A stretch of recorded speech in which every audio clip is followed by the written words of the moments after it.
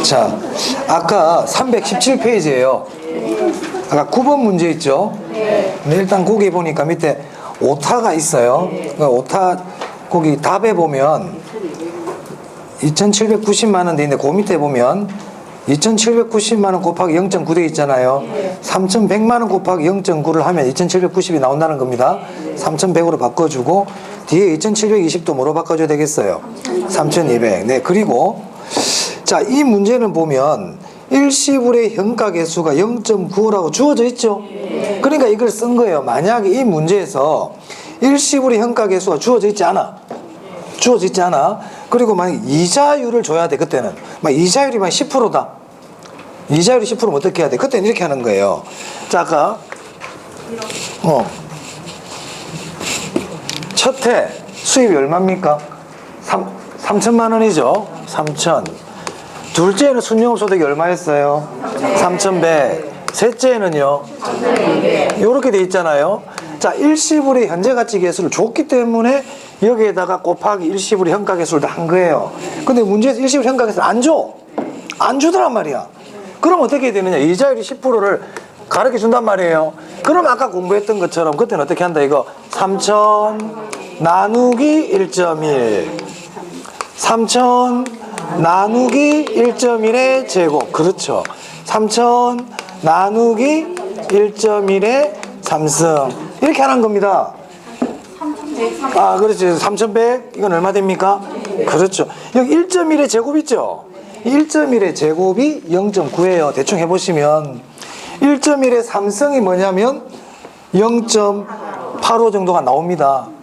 무슨 말 하겠습니까? 그러니까 현가계수를 주면 그냥 곱하면 되고 그걸 안 줄 때 이자율을 줄 때 이렇게 하라는 뜻이에요. 구별하셔야 돼요. 그런 뜻입니다. 이해됩니까? 무슨 말인지. 현가계수를 주면은 그냥 그대로 쓰고 그 자체를 써버리면 되고 현가계수를 안 줄 때는 원래대로 배운 대로 이렇게 하라는 얘기예요. 오케이?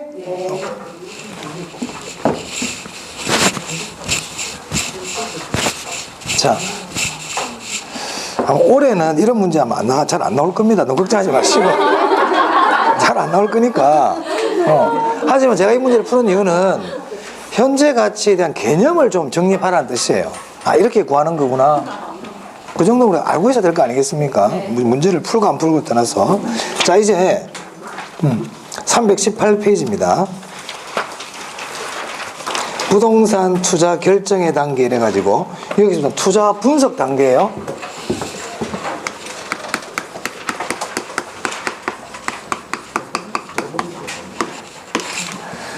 투자 분석이라는 건 뭐냐면 어떤 투자안이 있을 때 이 투자안에 어느 정도의 수입을 가져오고 그리고 내가 지금 돈이 어느 정도 나가고를 분석해가지고 이 투자안을 내가 투자를 해야 될 거냐 말아야 될 거냐 투자를 한다면 어느 정도 남을까 이거를 공부하는 겁니다. 지금부터. 네. 이 투자 분석 기법은 크게 두 종류로 나눌 수 있어요.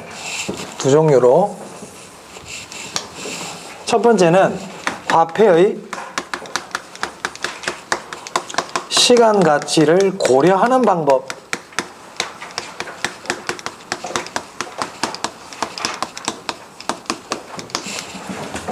나머지 하나는 화폐의 시간 가치를 고려하지 않는 방법.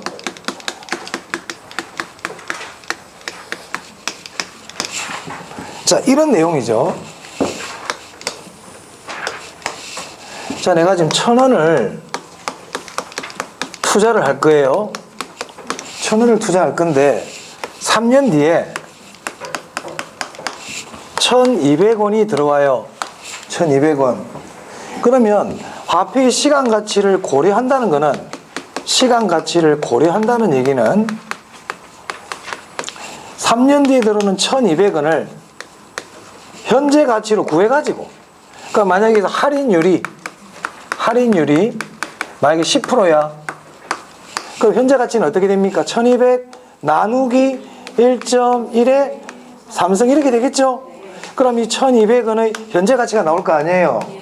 맞아요? 그러면 지금 얼마 투자했어요? 1,000원. 이렇게 계산하는 게 시간 가치 고려하는 거고 시간 가치를 고려하지 않는 방법은 3년 뒤에 얼마가 들어오는데 1200원이 들어오는데 지금 난 돈이 얼마 나갔다? 이렇게 난 200원 벌었네. 이렇게 하는 거는 시간 가치 고려 안 하는 거. 이거는 시간 가치를 고려하는 방법. 이 뜻입니다. 맞아요? 자, 그럼 보세요. 요 1번 같은 경우는 3년 뒤에 들어올 1200원의 현재 가치를 구해가지고 1000원하고 비교하는 방법이죠. 현재 가치 구하는 거를 할인한다 그랬잖아요. 맞아요? 그래서 이 시간 가치를 고려하는 방법을 현재 가치를 구해서 투자 여부를 결정한다 그래서 할인 기법이라고 그럽니다. 뭐라 그런다고? 할인 기법. 그럼 할인 기법이라는 말은 시간 가치를 고려한다는 뜻이에요. 요거 신경 쓰지 말고 지금은 시간 가치를 고려하는 방법을 뭐라 부른다? 할인 기법. 그럼 시간 가치를 고려하지 않는 방법은 비할인 기법 이렇게 얘기한단 말이에요. 비할인 기법. 그럼 시간 가치를 고려하는 방법이 뭐가 있느냐? 첫 번째 순형가법, 내부 수익률법,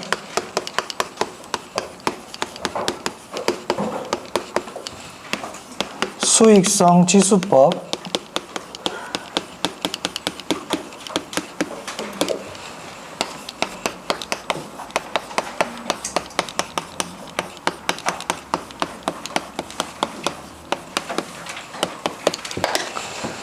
자, 이 세 가지가 가장 대표적인 할인 기법입니다. 이 세 가지가.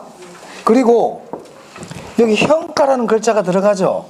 현가라는 글자가 들어가면 일단 시간 가치를 고려했다는 뜻이에요. 현가가 현재 가치의 줄임말이죠. 현재 가치를 구했다는 얘기는 시간 가치를 고려했다는 얘기거든. 오케이?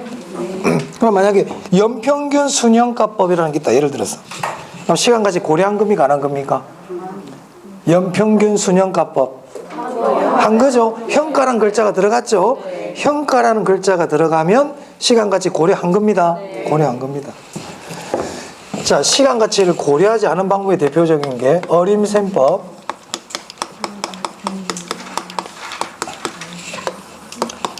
비율 분석법,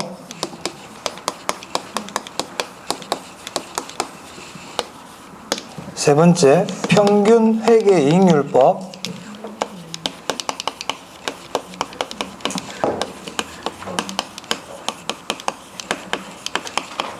네 번째 회수기간법. 이거하고 차이점 뭐예요? 이 현가라는 글자 들어갔죠? 이거를 더 구별하기 위해서 단순이라는 글자를 붙일 때도 있어요. 단순 회수기간법 이렇게도 부릅니다. 자, 여기 지금 시간 가치를 고려하는 방법과 고려하지 않는 방법 있죠? 이건 꼭 기억해 두셔야 돼요. 외워야 됩니다. 이거는. 그럼 하다 보면 나중에 알게 됩니다.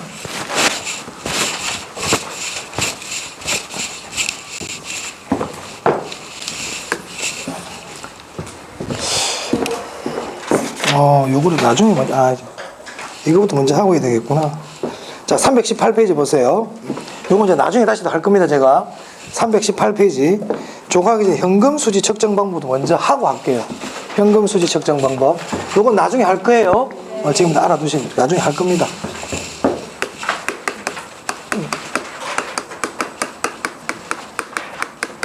요거부터 하는 게 낫겠네.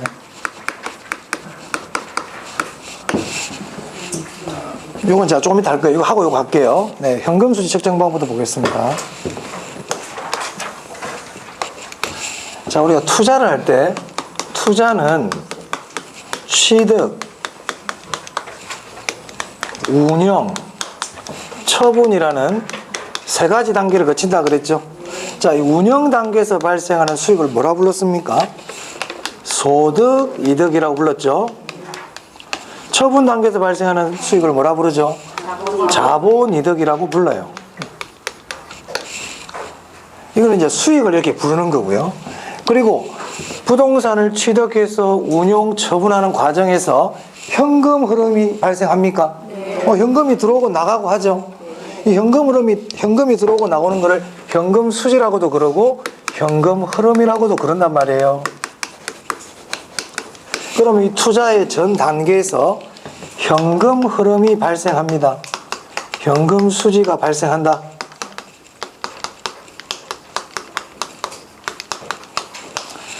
운영 단계에서 발생하는 현금 흐름을 영업수지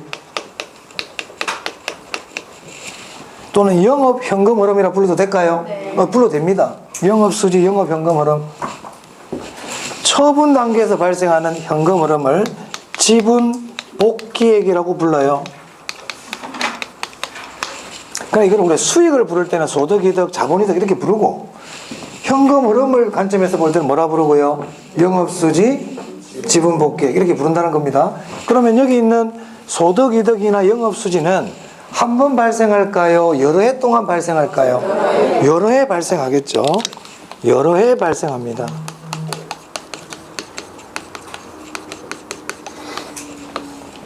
이거는 여러 해 발생합니까? 1회 발생입니까? 네, 한 번 발생하는 거예요. 투자는 취득, 운영, 처분이라는 단계를 갖고 있지만 투기는 이게 없다고 그랬죠, 제가. 그럼 투기는 영업수지라는 개념이 있겠습니까? 투기는 소득이득이라는 개념이 있을까요? 없겠죠? 투기는 이게 없어요. 투기는 이게 없는 거예요. 자, 그래서 지금부터 현금수지, 현금 흐름, 영업수지와 지분 복귀액에 대해서 공부를 하겠다는 겁니다. 지금부터. 자, 그럼 먼저 영업수지입니다. 영업수지.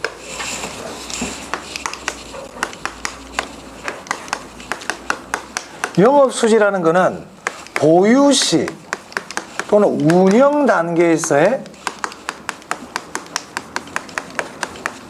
현금 흐름이라고 할 수 있겠네요. 맞아요? 영업수지는 보유 운영 단계에서 현금 흐름 아닙니까? 맞아요? 자, 그럼 저기 지분 복귀액은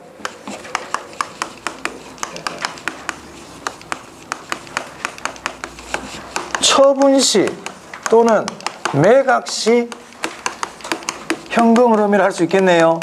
그렇죠. 그래서 시험 지문으로 현금 흐름은 운영 단계에서 현금 흐름과 처분 단계에서 현금 흐름으로 나눌 수 있다. 맞아요? 네. 아, 맞아요. 맞죠? 자, 운영 단계에서 현금 흐름을 뭐라 부른다고? 영업수지 또는 영업현금 흐름. 처분 단계에서 현금 흐름을 뭐라 부른다고요? 지분 복귀액이라 그럽니다. 이거는 여러 번 발생한다. 이거는 한 번 발생한다. 네. 그럼 영업수지 보겠습니다. 영업수지. 먼저 가능조소득이라는 게 있어요. 또는 가능총소득. 여기서 공실과 불량부채를 빼고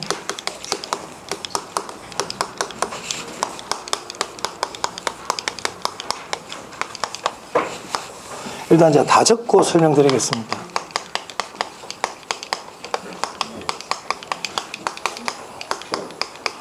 자, 1, 2월까지만 적고 3월달에 안 적을게요. 이제는, 네. 이제 그때 좀 여러분 이제 외우고 계셔야 돼요, 이제는. 그때쯤 되면.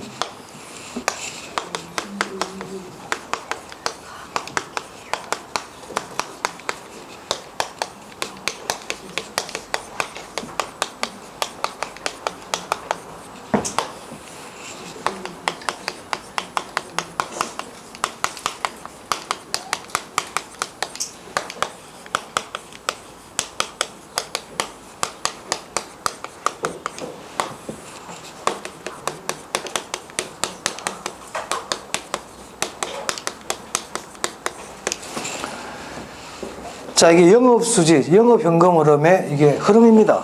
이거 제가 어떻게 하라고 그랬습니까, 이거? 외워야 됩니다. 이거 외워야 됩니다, 이거. 외워야 된다. 외워야 된다. 자, 가능조소득이 뭐냐? 가능조소득. 가능조소득은 100% 임대를 가정했을 때, 100% 임대가 되었을 때 내가 벌어들일 수 있는 최대한의 수익을 얘기하는 거예요. 그래서 가능조소득은 내가 임대 사업을 하는데 벌어들일 수 있는 최대한의 수익을 얘기하는 겁니다. 무슨 말 알겠어요? 전부 다 임대가 다 됐단 말이야. 내가 임대할 수 있는, 만약에 내가 지금 원룸을 10개를 운영하는데 10개가 다 임대가 됐어. 그때 내가 벌어들일 수 있는 수익을 뭐라 부른다? 가능조소득, 가능총소득. 자, 거기서 이제 공실이 발생할 수도 있잖아요. 방 2개가 지금 임대가 안 됐단 말이야. 그거 빼야 되겠죠? 그리고 한 2집은 또 임대료가 지금 안 들어오고 있어. 무슨 말 알겠습니까? 그걸 불량부채라고 부릅니다. 이 불량부채를 출제위원에 따라서는 대손충당금이라고 얘기하는 분들도 있어요. 교수님들 따라서. 자, 기타 수입은 뭐냐면 지금 이 사람 임대사업하고 있죠. 임대사업 외적인 수입을 얘기한단 말이야. 이 사람의 본업은 뭡니까? 임대료 수입이 본업이죠. 근데 본업인 임대료 수입 말고 다른 수익이 발생하더란 말이야. 이 원룸 건물에서 어떤 게 발생할 수 있을까? 뭐 자판기가 있어. 자판기 수입. 그리고 원룸 우리 건물 위에다가 광고판을 달아서 광고판. 그러니까 광고판 수익이 들어올 수 있죠. 그러니까 기타 수입이라는 거는 이 사람이 나 본업인 영업 외에 지금 본업이 임대업하고 있잖아요. 임대업 외에 발생하는 수입을 뭐라 부른다? 기타 수입. 그래서 이것도 출제 교수님들에 따라서 영업 외 수익 이렇게도 얘기한다는 거예요.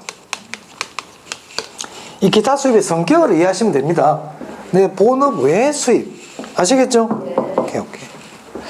그럼 이제 유효조소득이 나와요. 자, 유효조소득에서 뭘 뺀다? 그럼 영업경비라는 건 뭘까요? 이 사람 임대사업 한다고 그랬지? 이 임대사업과 관계되는 경비야. 임대사업과 관계되는 경비. 내가 하고 있는 이 건물 임대사업에서 발생되는 경비를 영업경비라 그러지. 이거하고 관계없이 발생하는 경비 있잖아요. 내 호주머니에서 나왔다고 전부 영업경비가 아니라고요. 친구들아 술 마신다고 돈 냈다. 영업경비입니까? 아니란 말이야. 그럼 영업경비 아니야. 영업경비랑 말 그대로 이 일과 관계되는 비용. 오케이? 이걸 운영경비라고도 그래요. 그럼 이제 순영업소득 보세요. 그러니까 순영업소득은 뭐냐면 내가 임대사업을 통해서 들어올 수 있는 수익에다가 기타 수익까지 다 돼가지고 내 임대와 관계되는 영업경비, 그러니까 임대사업과 관계되는 경비를 빼고 남는 수입을 뭐라 그런다? 순영업소득이라고 부르는 겁니다. 그러니까 순영업소득은 내 임대사업에서 벌어들일 수 있는 수익에다가 그리고 거기다가 기타 수익 더해서 영업과 관계되는 비용을 뺀 게 뭐라고요? 순영업소득이다 이 말입니다. 아시겠죠? 네. 자, 뭐 이때 첫 번째 이 영업경비에 대해서 잘 물어봅니다. 영업경비.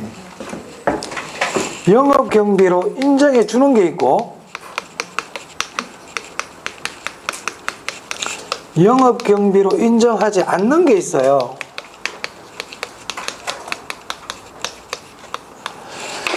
특히 영업경비를 인정 안 해주는 걸 특히 잘 알아야 돼요. 영업경비를 인정해 주지 않는 거 대표적인 게 감가상각비입니다. 감가상각비는 영업경비가 아닙니다. 감가상각비. 그 다음에 자본적 지출이라는 게 있어요. 자본적 지출은 지출인데 자본의 성격을 갖고 있다는 거야. 저 무슨 말이냐면 내가 이 건물을 리모델링을 했어요. 리모델링을 한다고 3억이란 돈이 나갔어. 그럼 이 건물의 가치가 높아지죠? 네. 맞아요. 이거는 비용이라는 건 쓰고 없어지는 건데 이건 쓰고 없어지는 개념이 아니고 이 자산 가치를 늘려줬잖아요. 맞아요. 이러한 지출을 자본적 지출이라고 그럽니다. 즉 자본적 지출이란 그 물건의 자산의 가치를 높인다든지 그 물건의 수명을 연장시킨다든지 이러한 용도로 사용된 지출을 뭐라 그런다? 자본적 지출이라고 그러는 거예요. 자본적 지출. 버리는 돈이 아니라는 거예요. 형광등을 갈았다 이런 거는 자본적 지출이 아니거든요. 소모성 같은 건 자본적 지출이 아니라고. 어찌됐든 이 자본적 지출은 영업경비다 영업경비가 아니다? 아닙니다. 자, 그 다음에 영업소득세 있죠? 이 영업경비 말고 다른 데 적혀 있는 것들 있잖아요. 뭐 예를 들면 공실과 불량부채, 부채 서비스액, 영업소득세 이런 것들은 영업경비일까요? 아닐까요? 아니겠지. 여기 있는데 별도로 또 뺄 리가 없잖아요. 맞아요? 지금 제가 말씀드린 공실, 불량부채, 부채 서비스액, 영업소득세는 영업경비 아닙니다. 아니야. 안 적어도 될까? 안 적어도 되겠죠? 안 적을래요? 근데 시험에 물어본단 말이에요. 기억하세요? 저희들은 아닙니다. 당연히 아니지. 취득세, 영업경비 아닙니다. 취득세, 영업경비 아니에요. 자, 그 다음 영업경비를 인정해 주는 것들인데요. 대부분의 영업과 관계되는 비용들은 영업경비를 인정해 줘요. 인정해 주는데 여기서 하나 조심할 게 뭐냐면 재산세입니다. 재산세. 우리 세금은 영업경비를 인정 안 해줘요. 근데 재산세라든지 종합부동산세 있죠. 이 보유와 관계되는, 이건 일종의 다 보유세 아닙니까? 보유세. 보유와 관계된 이 두 세금은 경비로 인정해 준다. 기억해 두시기 바랍니다. 그럼 업무 무관 경비, 영업 경비가 아니까 업무 무관하다 그랬죠. 그러니까 친구 술값 낸 거야. 업무와 무관하게. 그죠? 건물주 급여, 영업 경비 아니죠. 근데 대표이사 급여, 건물이 법인이래. 요 건물도 아마 보니까 법인 형태로 아마 비영리 법인으로 운영되고 있는 것 같은데, 그럼 여기 대표 관리자가 있을 거 아니에요. 그 사람한테 주는 급여는 영업 경비다 이 말이에요. 무슨 말 알겠습니까? 네, 대표이사 급여 이 말은 법인이다 이 말인데, 그런 것들은 영업 경비를 인정해 준다. 오케이. 자, 다음 부채 서비스액입니다. 이 부채 서비스액은 원금과 이자를 합친 거예요. 이걸 우리가 뭐라 부르냐면 원리금이라 그러죠. 원리금 상환액을 얘기하는 겁니다. 이 부채 서비스액을 저당 지불액이라고 말하는 사람들도 있어요. 교수님들 중에 저당 지불액이라고 표현하는 분들도 있다. 저당 지불액 또는 부금이라고도 얘기할 수 있어요. 이런 말들이 나오면 아, 원리금을 얘기하구나 아시면 되겠습니다. 그래서 순영업소득에서 부채 서비스액을 빼고 그 다음 세전연금수지, 여기 영업소득세를 빼면 세후연금수지가 나온다. 됐나요? 그 다음에 영업소득세인데요. 세금.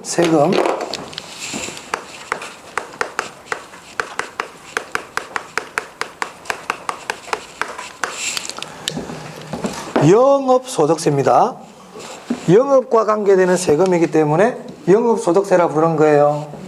자본이득세 그러면 안 돼요. 영업소득세. 그럼 영업소득세는 어떻게 구하느냐? 요거는 우리가 순대이감 이렇게 조금 기억을 해주시기 바랍니다. 순대이감. 순이 뭐냐면 순영업소득, 대체충당금, 이자비용, 감가상각비. 대체충당금이 뭔지를 몰라도 돼요. 이 충당금이라는 거는 제가 전에 위험에 보유할 때 잠시 설명드렸거든. 충당금이라는 거는 나중에 우리가 필요한 돈을 위해서 지금부터 모아두는 거라 그랬죠. 네. 그 대체충당금이라는 거는 내가 나중에 뭔가를 교체를 해야 돼. 임대사업을 하는데 나중에 어떤 물건을 교체를 해줄 필요가 있잖아. 싱크대도 교체해줘야 될 거고 뭐 에어컨도 교체해줄 일이 생길 수 있잖아요. 그때를 대비해서 내가 조금씩 모아두는 거를 대체충당금이라 불러요. 크게 모르셔도 됩니다. 근데 이 대체충당금은 더합니다. 요거는 기억을 해야 됩니다. 대체충당금 더하고요. 이자 비용하고 감가상각비는 빼요. 그럼 이제 뭐가 나오느냐? 과세표준이 나와요. 여러분 세법 시간에 과세표준이라는 말 들어보셨죠? 이걸 과세대상소득 이렇게도 얘기합니다. 과세표준 나오면 그 다음은 항상 세율입니다. 과세표준이 나오면 그 다음 세율이에요. 그럼 뭐가 나온다 이제? 영업소득세가 나온다. 그래서 영업소득세를 구하는 공식이 두 개 있거든. 우리 교재 보면 순대이감, 세대원감이 있는데 오늘은 순대이감 정도만 먼저 하나만 알아둘게요. 계산 문제로 나올 수 있어요. 영업소득세를 구하세요. 이렇게. 지금 하고 있는 영업수지에서는 한 두 문제 정도 나옵니다. 두 문제. 자, 그래서 영업수지까지 다 했어. 영업수지까지 다 했는데 요 식을 다시 한번 볼게요. 여기를 다시 한번 봅시다. 자, 부채 서비스액이라는 게 원금과 이자라 그랬죠. 그럼 이제 순영업소득까지는 원금과 이자를 갚습니까? 안 갚습니까? 순영업소득 다음부터 원금과 이자를 갚아가죠. 맞아요? 그럼 여기 나와 있는 파란색으로 할까? 가능조소득, 유효조소득, 순영업소득은 총 투자액이 벌어들인 돈이에요.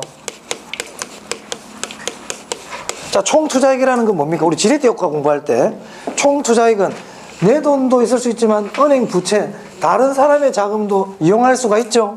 그 총 투자액은 자기 자본과 부채가 다 포함된 게 총 투자액이잖아요. 맞아요? 그러면 이 가능조소득, 유효조소득, 순영업소득은 자기 자본과 부채가 같이 벌어들인 돈이네요. 맞습니까? 그래서 이 세 개는 총 투자액과 관계 있어요. 자, 그런데 이제 순영업소득 다음 단계 보니까 원금가이자를 뺐죠? 그럼 이제 이 세전연금수지와 세후연금수지는 남의 돈에 대한 건 줘버렸거든요. 이제 원금하고 이자를 갚아버렸잖아. 그리고 나서 남은 것들이잖아요. 그럼 이 세전연금수지하고 세후연금수지는 총 투자액과 관계되는 게 아니고 지분 투자액, 내 돈이 벌어들인 돈이다. 지분 투자액과 관계되는 개념입니다. 그래서 이 세후연금수지라는 것은 결국 무슨 말입니까? 자, 내가 임대사업을 하는데 낼 거 다 내고 영업경비 빼고 은행에 원금가이자 다 갚고 그리고 세금 내고 그리고 나서 최종적으로 내 호주문에 들어온 돈이 뭐예요?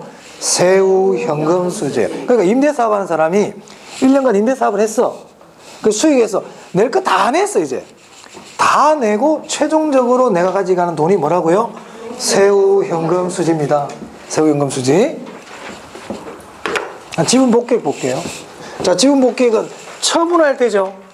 처분할 때란 말이에요. 자, 건물 팔았어요. 매각했어. 매각할 때 금액이 매도가액이야. 매도가액. 매도가액. 자, 여기서 이 건물을 파는데 여러 가지 비용이 발생했어요. 그걸 매도경비라 그래요. 뭐 대표적인 게 공인중개사 수수료 같은 게 될 수 있겠죠. 비용이 발생했단 말이에요. 매각하는데. 그걸 순매도액이라고 부릅니다. 자, 그리고 처분할 때 보니까 은행에 내가 대출 잔금이 남아있단 말이야. 대출 잔금이. 정리해야 될 거 아닙니까? 네. 미상환 저당 잔금을 뺍니다.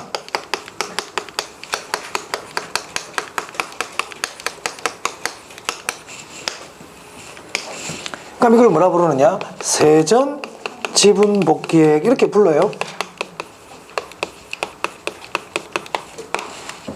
그럼 세전 다음에 항상 세금이거든. 지금 처분하고 있죠?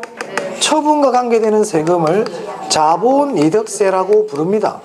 우리나라에서는 양도소득세에 해당하겠죠, 이게. 그죠? 네. 그럼 그 다음 뭐가 남는다? 세후지분복귀액. 이렇게 돼요.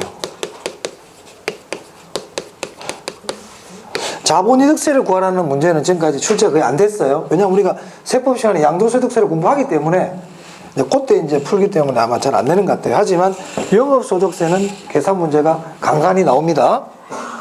됐어요? 그럼 이 세후지분복귀액의 성격은 뭐예요? 자, 내가 처분할 때 최종적으로 내가 가지고 가는 돈이 되겠네요. 맞습니까? 그러면 투자자는 결국 투자를 통해서 최종적으로 가져가는 돈은 뭐예요? 세후연금수지하고 그렇죠. 그럼 세후연금수지는 한 번 발생합니까? 여러 번 발생합니까? 지금 계속 하고 있는데 여러 번. 영업수지의 최종 단계가 뭐야? 세후연금수지 맨 마지막이. 그죠? 이게 맨 마지막은 뭔데? 세후지분복귀액. 맞아요? 그럼 세후연금수지는 한 번 발생한다. 보유기간 동안 여러 해 발생한다. 5년 갖고 있으면 5번 발생하는 거예요. 내가 건물을 10년 동안 임대사업을 했다. 그럼 세후연금수지는 몇 번 발생해? 10번. 10번. 그 금액이 다 똑같다. 연금이 되는 거야. 아까 우리 해봤지? 1회차, 2회차, 3회차 그런 거란 말입니다. 아까 우리 문제 하나 풀어봤잖아요. 3년간 할 때 순영업소득이 있었잖아. 그럼 보유 단계를 얘기하거든. 그게 보유 단계잖아요. 그럼 얘는요, 세후지분복귀액은요, 한 번 발생하겠죠? 맞습니까? 오케이. 자, 요까지 일단 봤어요. 그래서 우리 교재는 320페이지까지 다 했습니다. 다 했는데 문제 하나 풀어볼게요. 다른 것보다도 거기 320페이지에 1번 하고요 321페이지 2번이 있는데 그 중에 2번 하나만 일단 풀어보겠습니다. 1번은 나중에 1번 한번 풀어보시고 2번 먼저 읽어볼게요. 부동산 투자 분석의 현금 흐름 계산에서 유효 총소득을 산정할 경우에 다음 중 필요한 항목은 이렇게 돼 있네요. 자, 유효 총소득 줄치고요. 필요한 항목 줄쳐보세요. 했어요? 네. 자, 이런 형태가 시험에 간간히 나와. 그럼 이건 제가 지우겠습니다, 일단.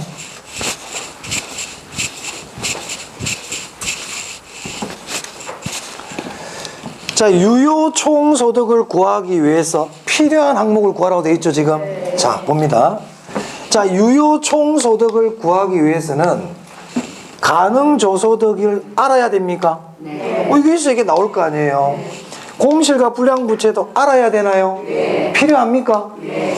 기타 수입도 알아야 됩니까? 네. 필요합니까? 네. 영업경비는 알아야 됩니까? 몰라도 됩니까? 몰라도 돼요. 자, 무슨 말이냐? 앞으로 유효 총소득을 구하기 위하여 필요한 항목은, 유효 총소득을 구하기 위하여 알아야 될 항목은 다 똑같은 얘기거든. 네.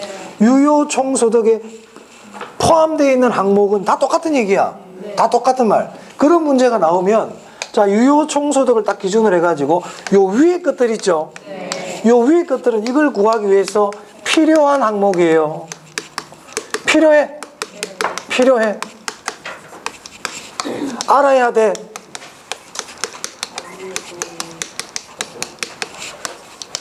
포함되어 있어. 포함되어 있어.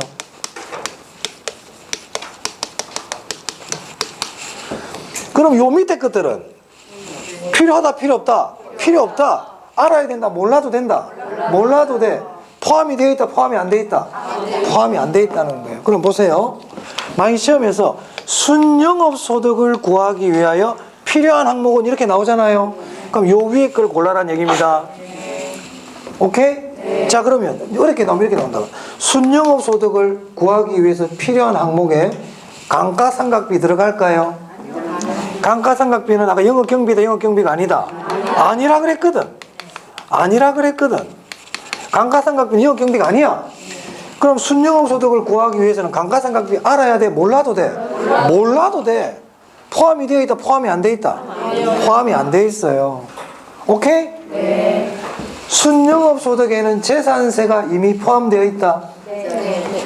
영업경비 재산세 들어가죠? 네. 그러니까 순영업소득 구하는 과정에서 재산세는 이미 반영이 되어 있단 말이에요. 포함되어 있다는 것은 반영되어 있다 이 뜻입니다. 반영되어 있다. 이해됩니까? 네. 잘 알아두세요. 순영업소득을 구하기 위해 필요한 항목, 그럼 위에 거 고르라는 얘기구나. 밑에 건 아니다? 네. 그렇게 답을 빨리 찾아요. 빨리 찾는다고. 그럼 이 식을 알아야 될까 몰라야 될까? 이 식이 머릿속에 딱 들어있어야 돼요. 됐습니까? 네. 자, 그럼 1번 한번 가보자.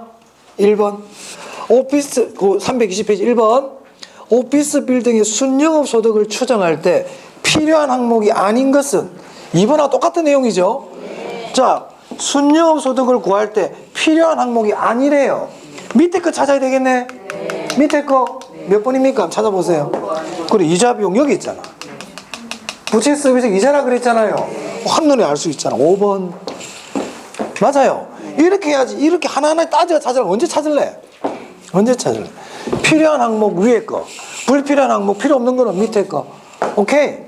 필요한 항목을 찾아라 그러면 그걸 기준으로 위에 거 찾아라는 뜻입니다. 그럼 아닌 거 찾아라 그랬으니까 밑에 거 찾으면 되겠지? 그래요. 그렇게 찾아야지. 임대료 수입 들어가나 뭐 이랬다가는 하세월이야. 됐죠? 네. 오케이. 그렇게 찾으면 되겠습니다. 자, 그래서 영업수지와 지분복귀까지 봤습니다. 자, 우리 교재 이제 324페이지입니다. 324페이지. 거기서부터 이제 투자 분석입니다.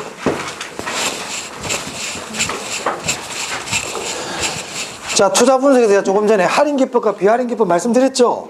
네, 우리 교재 보시면 324페이지에 부동산 투자 분석 기법의 체계 그래가지고 양가로 1번에 보시면 할인기법의 대표적인 3개가 나와 있고 그 밑에 양가로 2번과 양가로 3번은 대표적인 시간 가치를 고려하지 않는 방법이에요. 요거를 그냥 외워두세요. 제가 적어드린 거 요걸 기억하시는 게 좋습니다. 자. 자, 그러면 조금 전에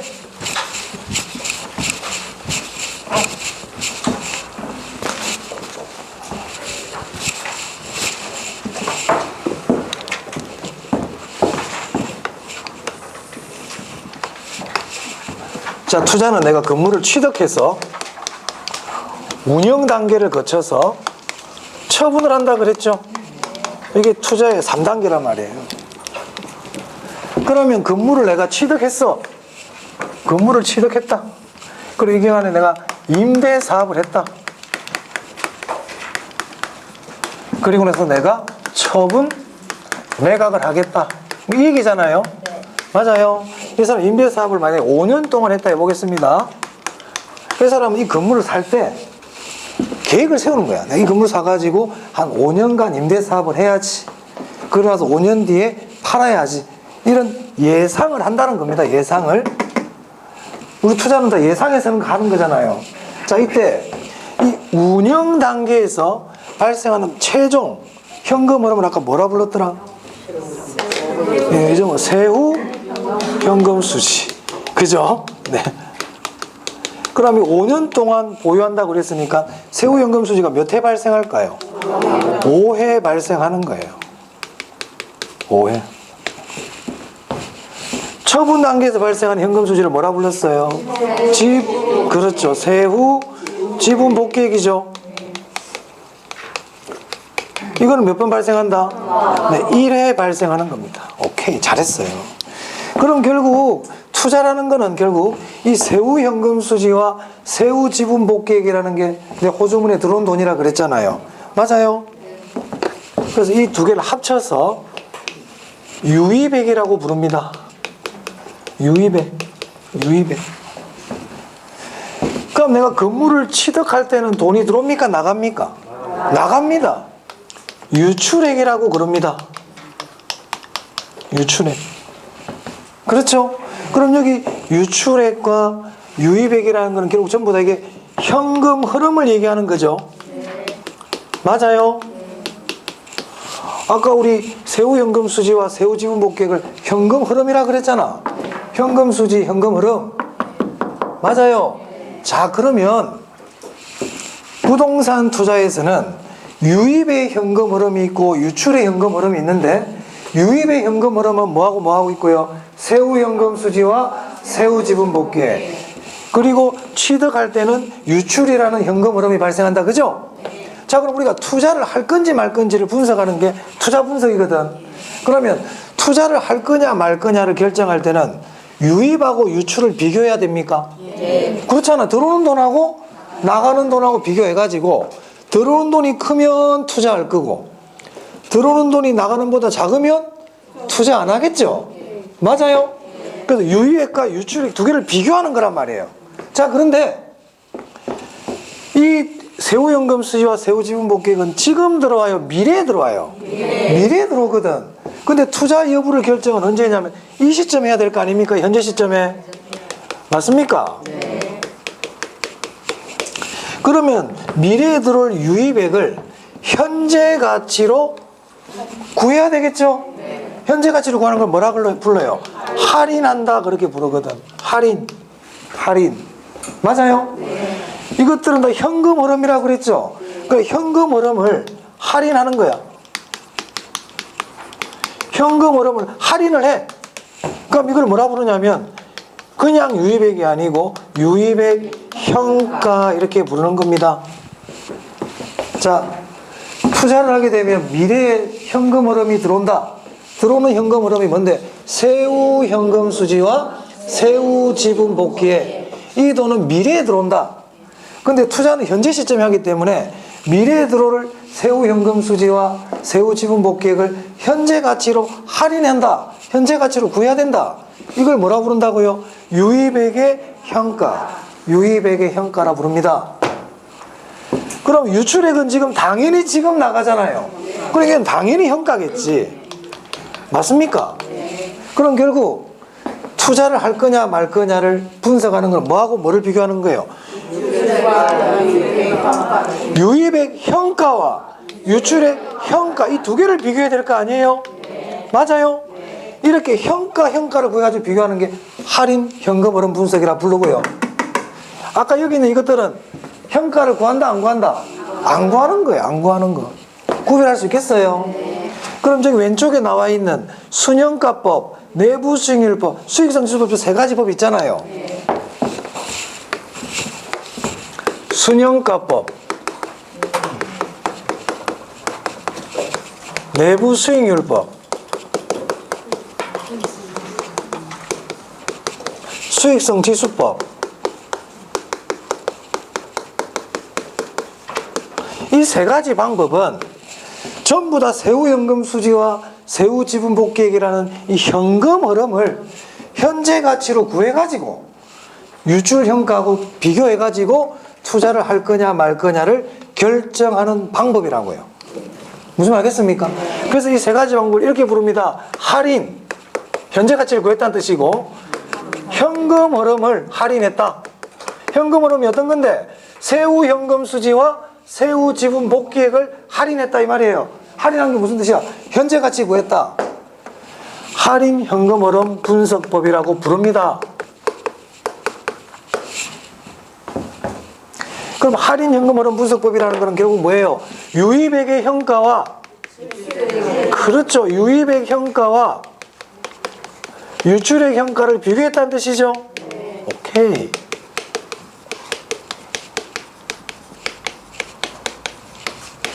그럼 여기서 유입액 현가가 뭐였는데? 세후 현금수지 현가로 붙여줘야 돼. 세후 현금수지 현가, 세후 현금수지 현가하고 세후 지분복귀액의 현가. 그렇죠.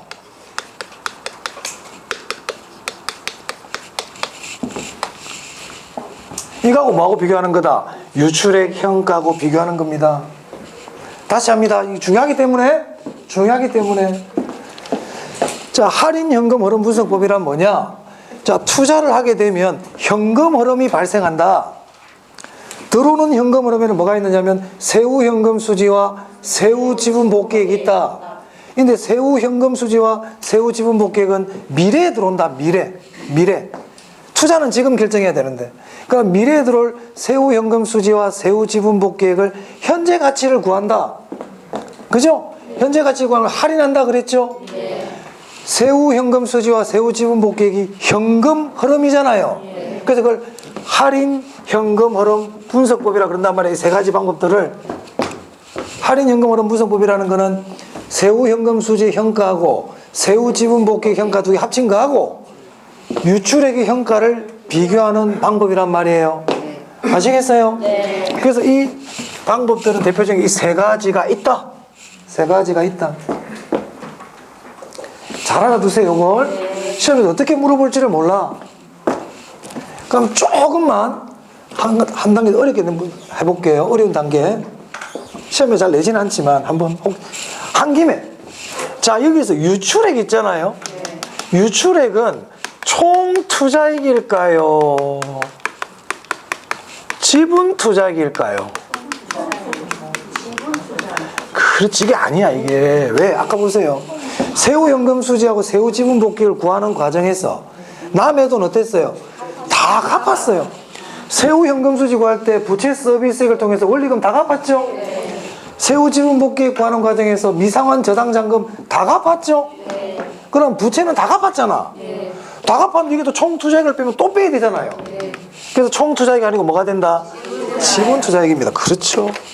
그래서 이거하고 뭐하고 비교하는 거예요? 결국은 지분 투자액하고 이 두 개하고 비교하는 거예요. 결국은 유입액 현가는 뭔데? 세후 현금 수지 현가하고 세후 지분 복귀액 현가가 유입액 현가죠. 자, 하여튼 처음 좀 생소하니까 어려울 수 있어요. 그리고 이 부분을 잘 이렇게 머릿속에 넣어두시기 바랍니다. 됐습니까? 자, 그럼 앞으로 순형가법, 내부수익률법, 수익성지수법 이 세 가지 방법은 전부 다 이렇게 하는 거야. 어떻게? 유입액 현가와 유출액 현가를 비교하는 방법이에요. 무슨 말겠어요? 판단 기준이 세 개는 다 똑같아. 이 세 가지는 투자를 할 거냐 말 거냐의 판단 기준이 똑같다. 판단 기준이 뭔데? 유입액 현가와 유출액 현가를 비교해요. 그러면 어떤 투자안이 있는데 순형가법으로 분석했더니 투자하라고 나왔어. 그러면 내부 수익률법으로 구하면 어떻게 나올까요? 그렇지, 투자하라고 나오지. 왜? 기준이 같으니까. 그렇죠. 시험에 나올 수 있는 질문이거든. 순형가법, 내부 수익률법, 수익성 지수법의 분석 결과는 동일하다. 맞습니까? 그래요. 그래서 그런 질문이 나오는 거야. 왜? 기준이 같으니까. 순형가법이란 유입액의 현재 가치와 유출액의 현재 가치를 비교하는 방법이다. 맞습니까? 내부 수익률법이란 유입액의 현가와 유출액의 현가를 비교하는 방법이다. 맞습니까? 수익성 지수법이란 유입액의 현가와 유출액의 현가를 비교하는 방법이다. 맞아요? 맞아요. 이걸 아니까 당연히 다 맞지. 근데 이걸 모르고 하면 그때 다른 줄 알고 외우려고 그러거든 자꾸. 얼마나 힘들어요. 자, 그 다음 이 할인연금 흐름 분석법은 한 해를 기준으로 합니까? 여러 해를 기준으로 합니까?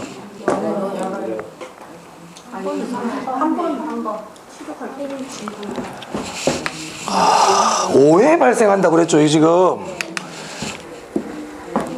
지금 이 한 해 가지고 하는 게 아니잖아. 5번 다 한다니까. 아까 보세요. 그러면 세후연금 수지가 몇 번 발생해?